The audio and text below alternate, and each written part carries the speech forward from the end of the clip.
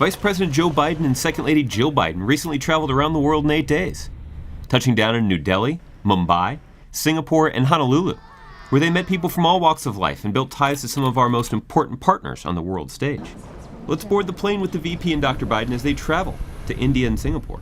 The Vice President and Dr. Biden landed in New Delhi, India, and went directly to Gandhi Smriti, the house where Mahatma Gandhi spent the final months of his life. They're given a personal tour by Gandhi's granddaughter, who now helps run the house as a museum. I see a bit of Gandhi in so many people all over the world. So I think it's like a big family, that I belong to so many families. I suddenly felt I was a part of his family, and he's a part of my family. So this communication from the heart to the heart, which is stronger than any other thing, it is this that's going to bring us together. It is this that will remain with me forever. The next morning in Agra, Dr. Jill Biden visited a USAID-funded program in Kachpura village, one of 430 slums in Agra that focuses on major community challenges like public health and child development. We have created a model which we call as our city model, and this model has 4 or 5 essential components, out of which we have been able to show 2 to Dr. Biden today. One was the women's group that we constitute. These are called the Mahila Arogya Samitis. These women belong to the local community. So tomorrow when we wean off from the site, these groups will be there and they'll keep the program interventions going on. The second initiative that she could witness was Urban Health and Nutrition Day. It's a pilot model that we are trying and experimenting in our 5 demonstration cities, and now the results would be shared with the Government of India so that they can scale it up under the National Urban Health Mission. From there, she stopped by to glimpse the Taj Mahal, the iconic masterpiece of craftsmanship and architecture that has become a symbol of India worldwide. It's amazing, isn't it? That evening, after a day of bilateral meetings with India's leaders, the Vice President spoke at a dinner hosted by his Indian counterpart, Vice President Hamid Ansari, before departing for Mumbai. In Mumbai, the Vice President spoke on the 21st century partnership between India and the United States at the Bombay Stock Exchange. I am absolutely confident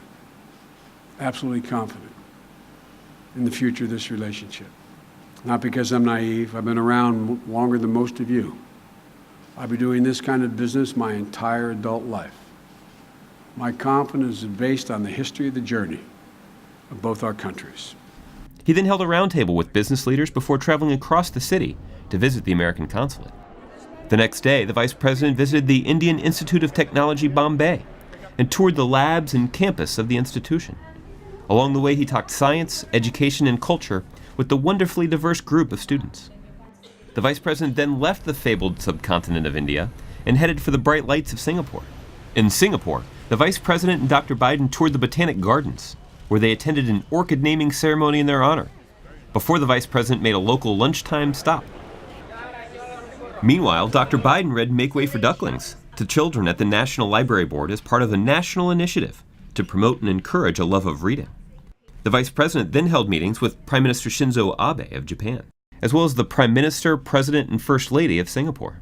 He then toured and spoke at both American airplane engine company Pratt & Whitney and the USS Freedom, which was the first United States Navy littoral combat ship to be commissioned. So I came for 2 reasons. One, to demonstrate that this ship, one of the newest additions to the United States Navy, is an incredible and increasing part of our Navy's capacity. And 2, to let the world know how proud we are of you and let you know how much you contribute to the economic and physical security of this region of the world.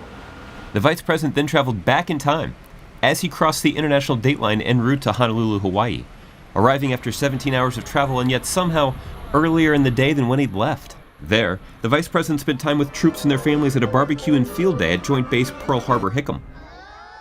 Every single day you're deployed, your family, 50 times a day, thinks, wonders. You learn to control it. But you never does it leave you. And so we owe you. We owe you more than we can ever repay you.